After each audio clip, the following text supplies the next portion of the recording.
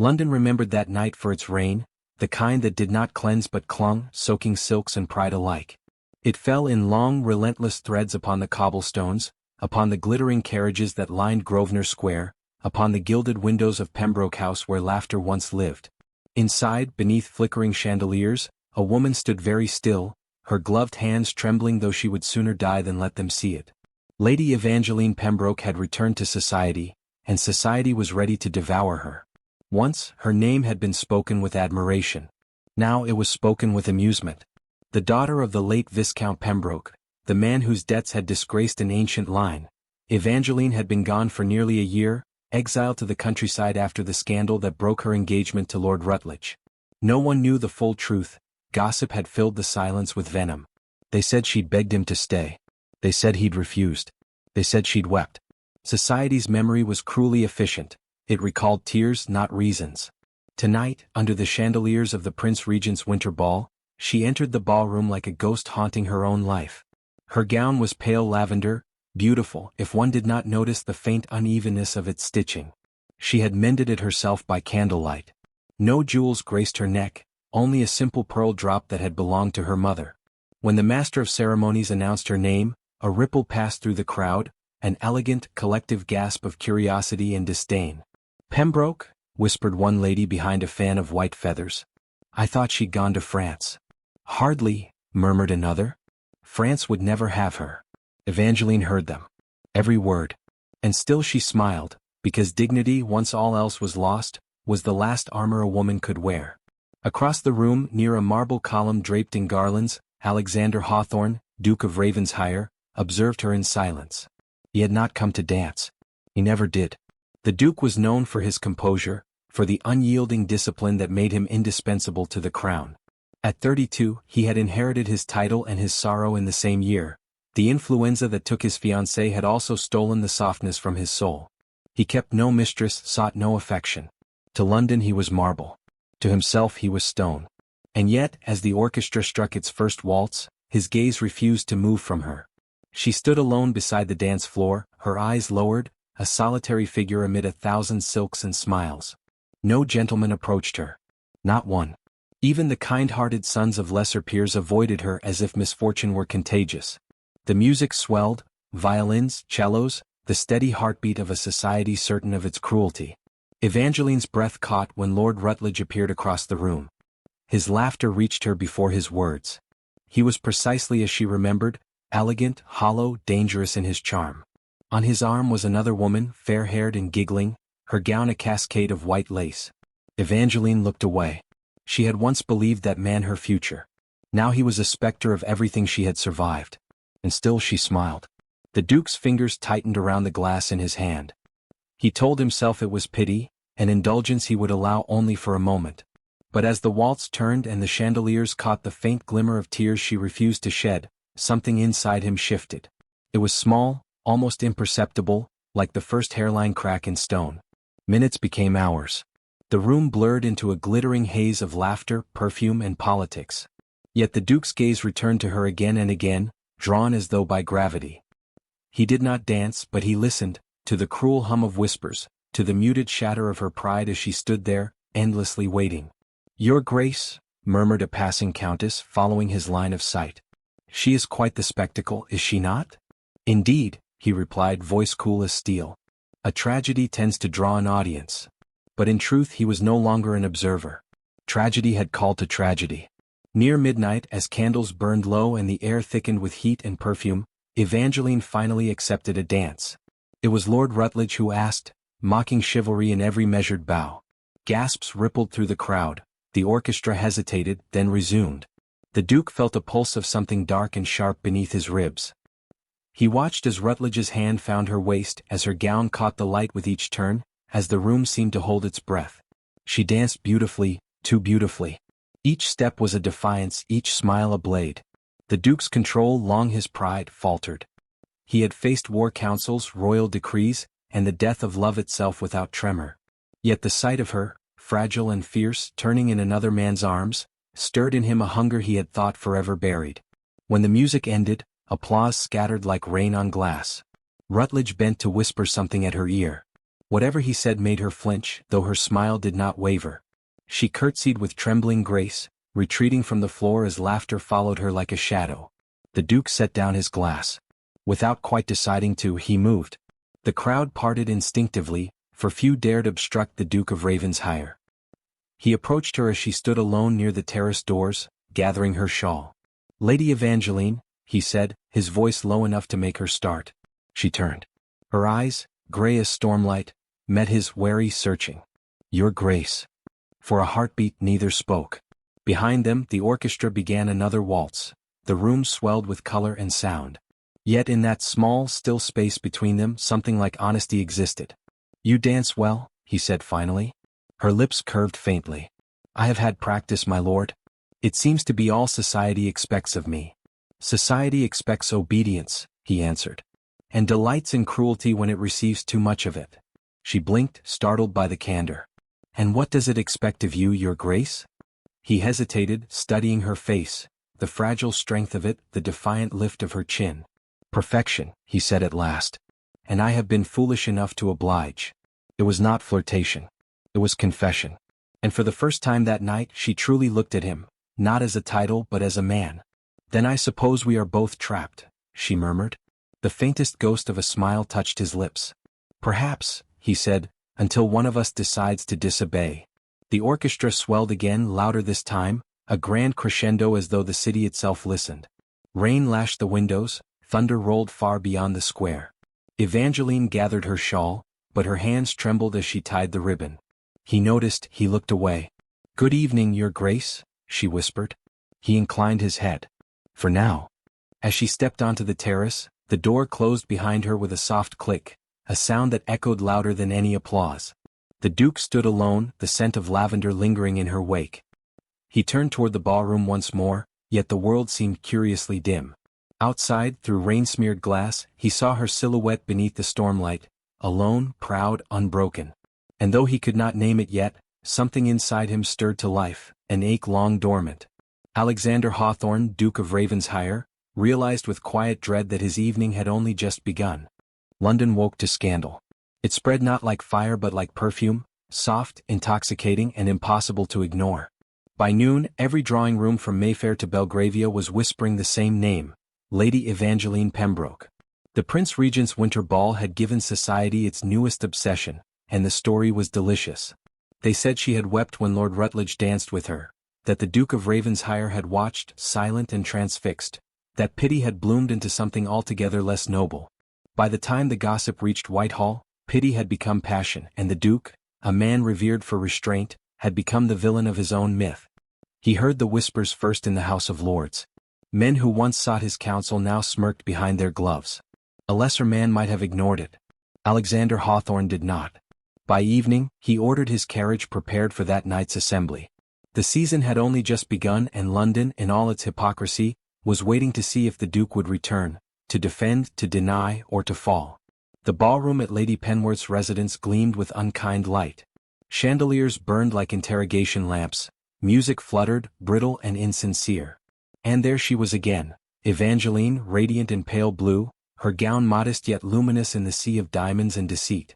She laughed when addressed, bowed when greeted, and endured it all with the grace of someone who had already been destroyed once before. Alexander did not mean to stay long. He told himself he had come only to observe, to silence the part of him that wondered how she fared. Yet the moment he saw her, all such reason unraveled.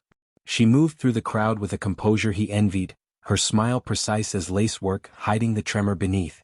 Men watched her, drawn as much by scandal as by beauty. But no one dared approach, no one until Lord Rutledge made his entrance. The music shifted, conversation hushed. Rutledge, charming and cruel, bowed low before her. "You seem alone again, my lady," he said, voice carrying just far enough for others to hear. "Surely society has not forgotten its manners so swiftly?" Evangeline's hand tightened around her fan. "Society remembers everything that pleases it," she said evenly, "and nothing that should shame it." The Duke's pulse quickened. He had not moved closer, yet he felt the distance shrink.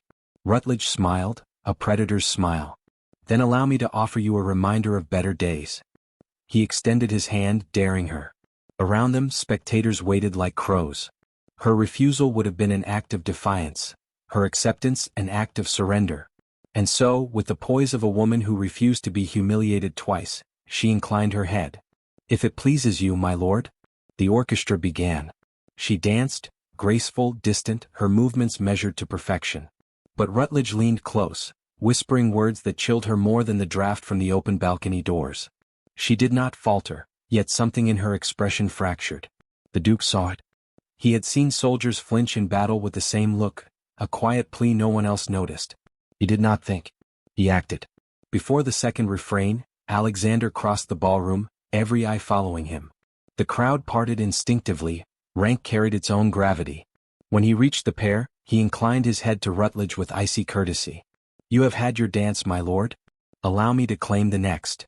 Rutledge laughed, bowing mockingly. "Of course, your grace. The lady seems to collect noble saviors." Evangeline's breath caught, but before she could protest, the Duke's gloved hand found hers. The contact was brief, proper, and yet the world stilled.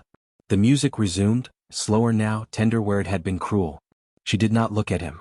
"You should not have done that," she whispered. "Perhaps not," he said quietly. "But I find I've tired of watching cruelty masquerade as civility."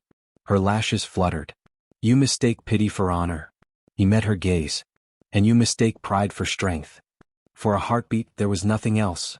No orchestra, no audience, only the rhythm between them. He guided her with precision, yet his touch held warmth she had forgotten men could possess. She wanted to hate him for it. She wanted to remember that he was the last man in England who could afford to care. But as the waltz drew to a close, her voice softened against her will. "Why do you look at me so?" He hesitated. "Because you remind me what it is to be human." The final note lingered. Applause followed, polite, uncertain. She withdrew her hand before anyone could see the tremor. The Duke bowed, then turned away before his expression betrayed him. The crowd erupted into chatter once more, but the air had changed. Something forbidden had been born between them, fragile and undeniable. By the next morning, London had its headline. A pamphlet appeared on every breakfast table, printed with obscene relish, "The Duke's Fallen Rose." Beneath the title was an exaggerated account of the previous night's dance, how the Duke had stolen the lady from her former suitor, how passion had triumphed over propriety, how love and ruin shared the same floor. Evangeline read it alone in her father's study, the paper trembling in her hands. The words were poison, but the pain was strangely familiar, an old wound reopened by new cruelty. She had survived worse. And yet, when she reached the line describing the Duke's unseemly devotion, something in her heart wavered. It was not false, she knew. That was what made it unbearable. Outside, carriage wheels echoed through the street, his carriage. She closed her eyes. She had no wish to see him, no strength to endure another act of mercy. But the butler's voice carried down the corridor, announcing him before she could flee. Alexander entered without ceremony, the paper folded in his hand. "They've printed filth," he said, voice low with contained fury. She rose, cold but composed. "You should not have come." "I should have come sooner," he replied. "You have risked your name for mine, and for what? A rumor will not vanish because a duke frowns at it." He set the pamphlet upon the table. "Then perhaps a duke should do more than frown." Her laughter was soft and bitter. "Do you mean to fight them all, your grace? Every whisper, every pen? You cannot win a war against ink." He looked at her, truly looked, at the quiet despair masked beneath her composure. "Then I will buy the presses," he said simply. She blinked. "You cannot mean." "I can and I shall. No man will profit from your humiliation." There was no arrogance in his tone, only a certainty that unsettled her more than mockery ever had. She stepped closer, anger flaring. "You think you can purchase dignity as though it were silk on Bond Street? I am not a thing to be protected or owned." He met her fury with calm. "No, my lady. You are a soul the world has mistaken for a scandal. And I," he faltered, surprising even himself, "I would rather they scorn me than destroy you." Silence filled the room, heavy and electric. The rain outside began again, tapping softly against the glass. She turned away first, breath uneven. "You have made things worse," she said, though her voice had lost its conviction. "Then I will endure the cost," he murmured. "I have endured far colder debts." For a moment she wanted to believe him. Wanted to step forward, to thank him, to feel less alone. But pride held her still. "Leave, your grace. Before the world decides its next lie." He inclined his head. "As you wish." When the door closed behind him, she let the pamphlet fall from her hands. Through the open window, a gust of wind caught the paper, lifting it into the rain. The ink bled until the title vanished, leaving only a blur, neither truth nor lie, but something painfully human. And far from the house, in the shadowed quiet of his carriage, the Duke whispered the words he would never say aloud. She will hate me for saving her. But I cannot stop. The letter arrived the morning the frost refused to melt. Its seal was unmarked, its paper plain, but Evangeline knew the handwriting before she unfolded it. Your father's debts are to be reclaimed by month's end. I beg you to return to Ravensshire to discuss terms. It was signed, A. Hawthorne. No title. No pretense. Only the quiet insistence of a man who had crossed too many lines to turn back. She burned the letter, yet still she went. Pride could keep her in London only so long before ruin found her. The Pembroke estate in the countryside was crumbling, roof leaking, hearth cold, creditors circling like wolves. Her father, frail and fading, spent his days in silence, his dignity eroded coin by coin. So when the Duke's carriage arrived through the mist, its black horses steaming in the bitter air, she did not hide. She received him in the old library, where dust softened the scent of dying roses. Alexander entered with no escort, no display. He looked less like a duke and more like a man who had not slept. His coat was dark, his gloves immaculate, yet something in his expression betrayed a fracture, tired eyes, a mouth too tightly set. "My lady," he said quietly. "Your Grace," she answered, standing by the window though the light hurt her eyes.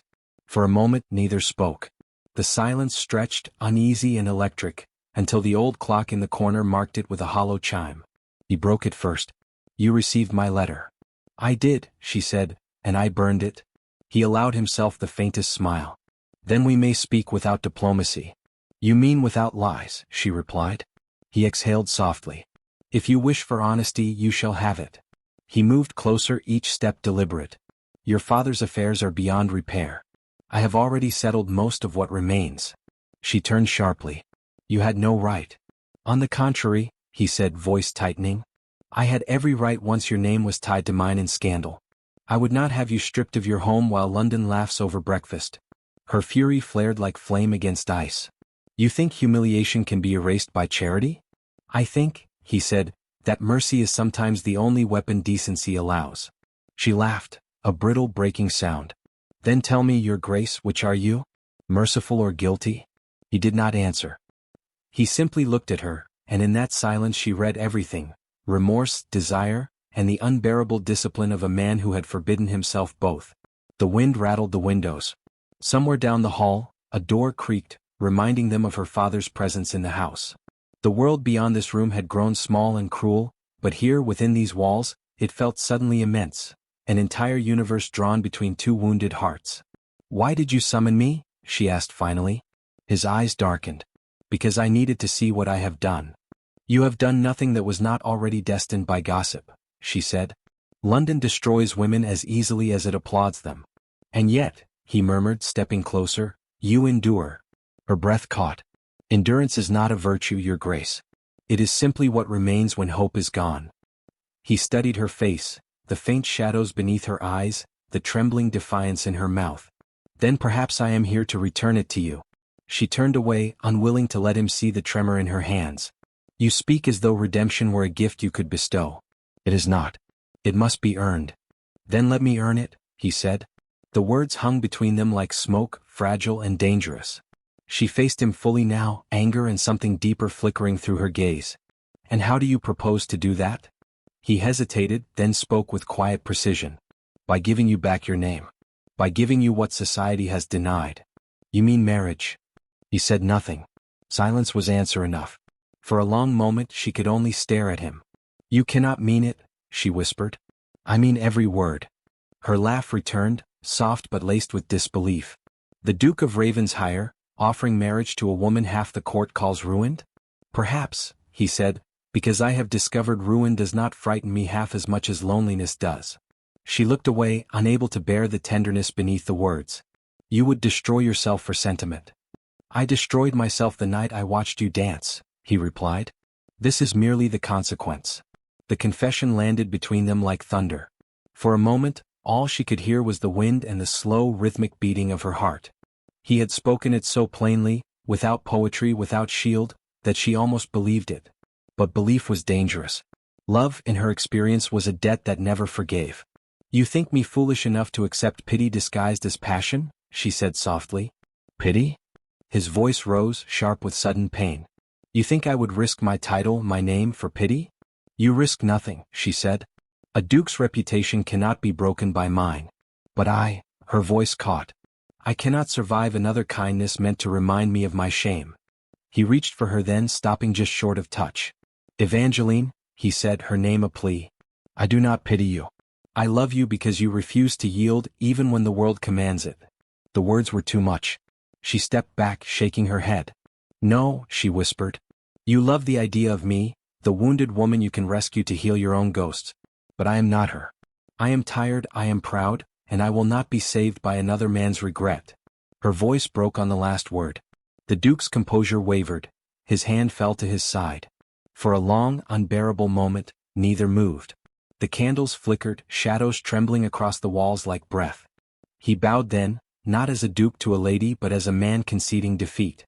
"Forgive me," he said quietly. "For all of it." Before she could respond, he turned and walked away. His footsteps echoed down the corridor, fading into silence. When the door closed behind him, the air felt colder, emptier, as though the house itself had exhaled. Evangeline sank into the nearest chair, her hands clasped tightly in her lap.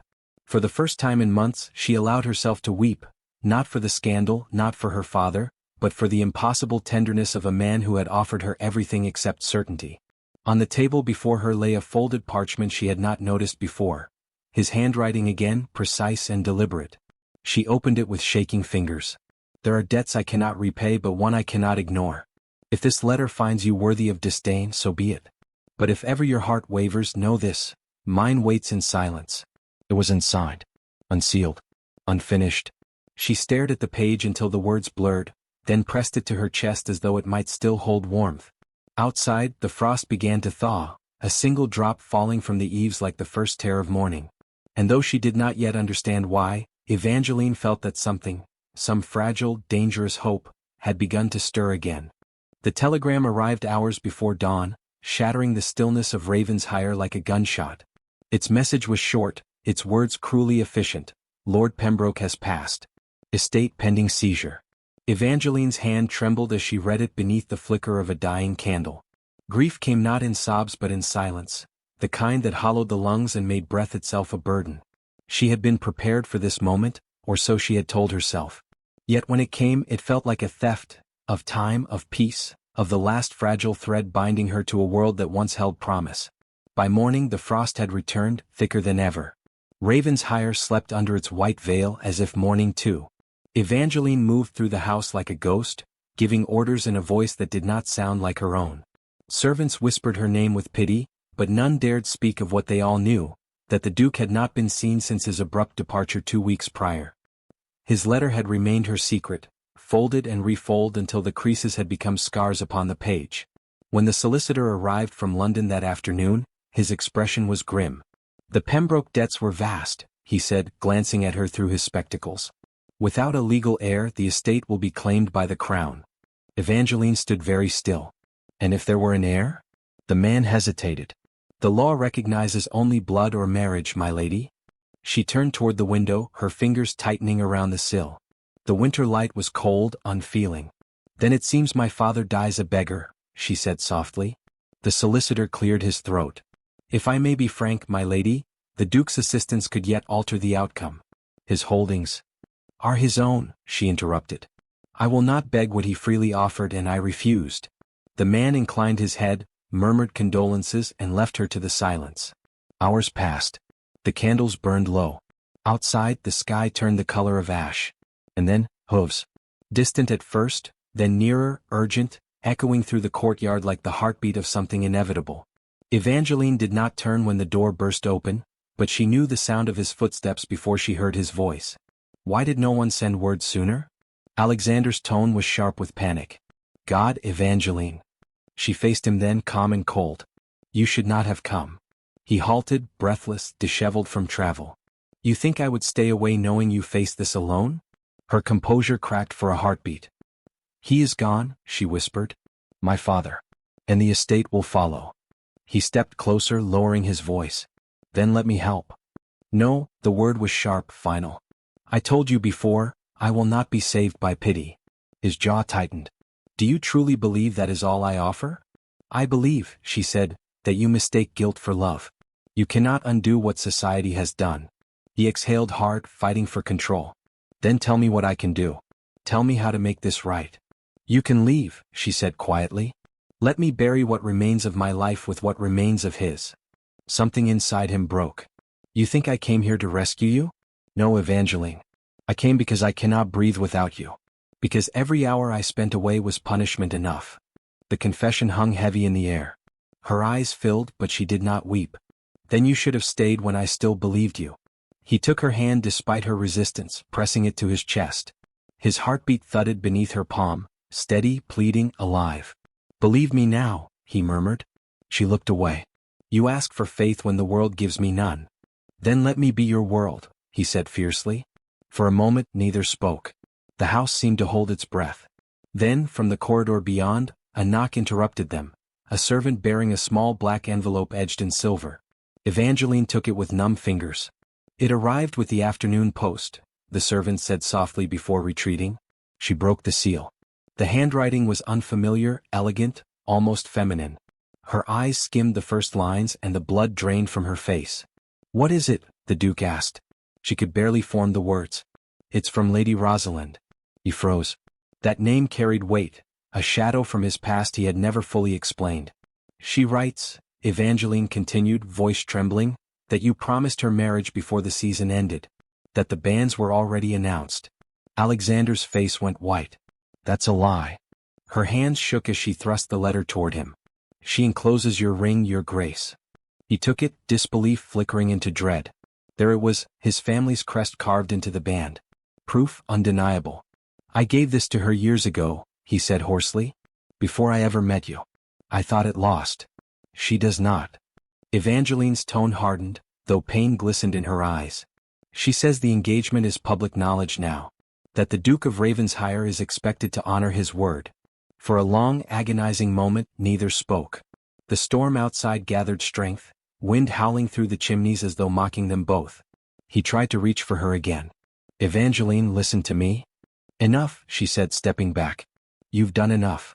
Her voice broke, and for the first time his composure shattered. You think I want her? That I would choose title over truth? I would burn Ravensshire to ashes before I let another woman wear my name. Then why, she whispered, does the world still own your promises while I have only your silence? He could not answer.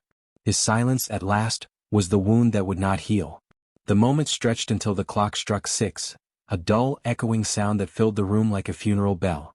Evangeline folded the letter carefully, her hands trembling no longer. You must go, she said quietly. If the bans are public, your presence here will only bring ruin faster. He shook his head.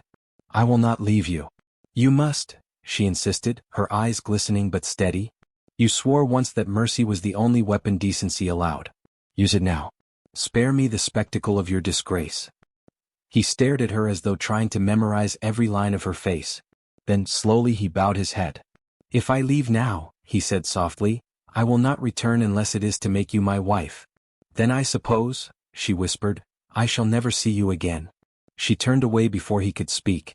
His footsteps retreated, echoing down the corridor, slower this time, heavier, as though each step cost him breath. When the door finally closed, Evangeline pressed her forehead against the cold glass of the window. Outside, snow began to fall, soft, soundless, endless. She watched it drift through the dying light, her reflection blurred by frost and tears. Somewhere in the distance, church bells tolled for the dead, but she could not tell whether they rang for her father, her love, or the life she had just buried with both. And then, faint but certain, she saw it, a rider vanishing into the storm, his figure swallowed by the white horizon. For a heartbeat she thought he looked back. He did not. The candle beside her flickered once and went out. Evangeline stood in darkness, her hand still clutching the ring he had left behind, his crest glinting faintly in the cold. Outside, the snow thickened, erasing every trace of his departure. But the echo of his promise, I will not return unless it is to make you my wife, lingered in the air like a vow too dangerous to be forgotten. The fire began in the east wing just before midnight. A servant's scream pierced the stillness, followed by the unmistakable crack of splitting timber. Ravensshire was burning. The alarm bell clanged through the corridors as flames devoured velvet drapes and carved oak, turning the grand house into a cathedral of smoke and ruin. By the time Evangeline reached the entrance hall, chaos had taken hold, men shouting orders, horses rearing in terror, and the air thick with ash that tasted of loss. She should have fled. She should have run as the others did. But her gaze caught something through the smoke, a figure at the far end of the corridor, struggling to break open a door engulfed in fire. The way he moved, desperate yet deliberate, stopped her breath. It was him. Alexander. For a moment, the world narrowed to that single sight. The Duke of Ravensshire, framed by flame, his coat torn, his face streaked with soot and grief. She moved toward him before reason could protest. The heat clawed at her skin, the hem of her gown catching sparks. "Alexander!" she cried, her voice lost in the roar. He turned, eyes wide with disbelief and something fiercer than fear. "Evangeline, what in God's name?" She reached him as the ceiling groaned above. "You shouldn't be here." "Neither should you," he shot back, grabbing her arm. "The servants are trapped. Go I'll." The sentence dissolved into a crash as burning beams fell between them. He pulled her clear, shielding her with his body as embers rained down like dying stars. The scent of smoke, sweat, and his cologne mingled into something achingly human, painfully alive. "Why did you come back?" she whispered, coughing against his shoulder. "Because you were still here," he said simply, his voice raw. "And I made a promise."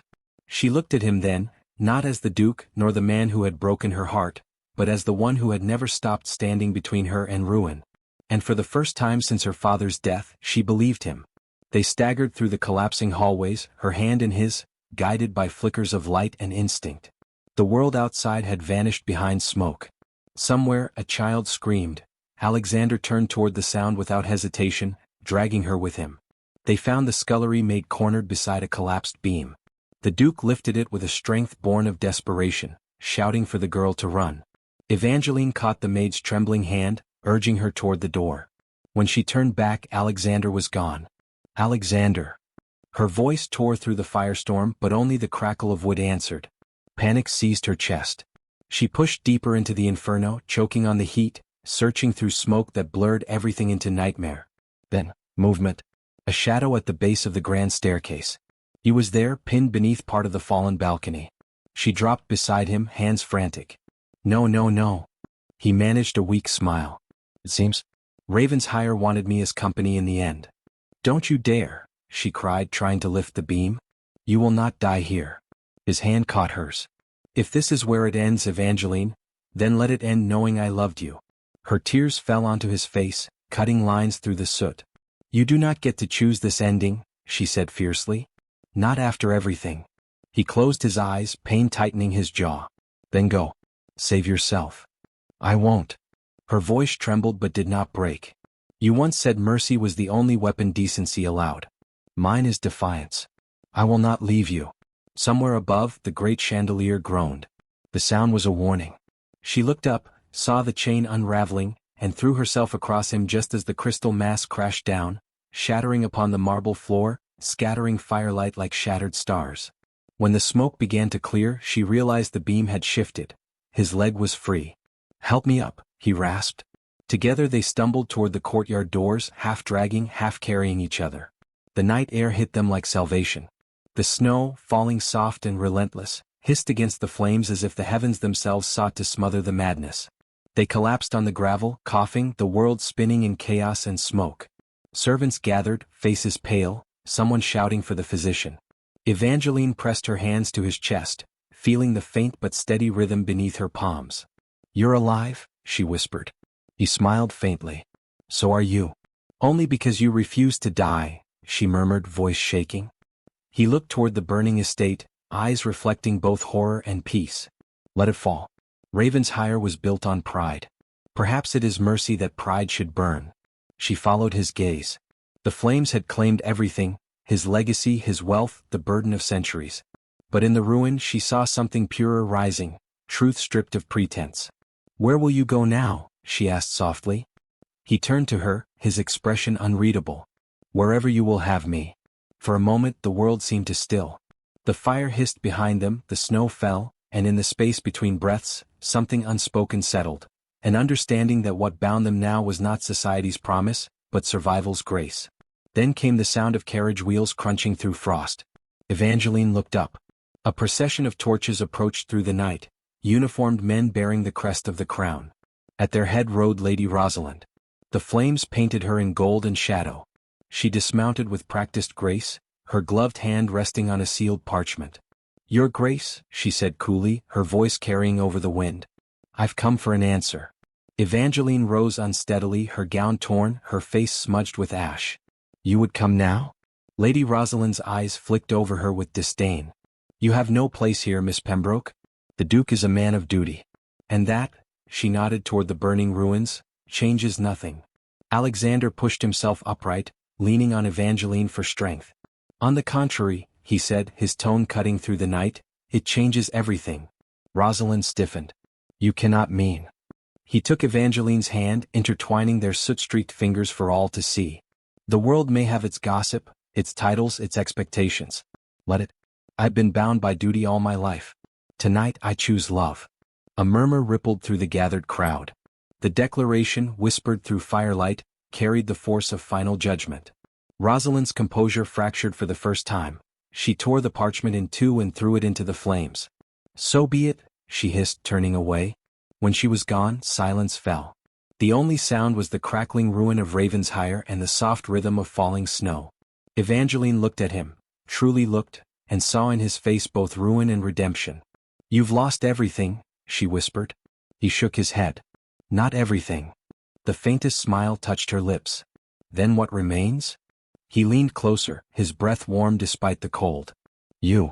Their foreheads met, a single tear tracing the line of her cheek before it fell to his. Around them, the snow turned to steam where it touched the heat of the dying fire. The night was both ending and beginning, ashes and promise entwined. And then from the horizon came the first light of dawn, weak, uncertain, yet unmistakably new. It fell upon them like a benediction, gilding ruin and love alike in pale gold. Evangeline closed her eyes, breathing him in, the scent of smoke and snow and forever. Somewhere behind them, the final beam of Ravensshire collapsed with a sound like thunder.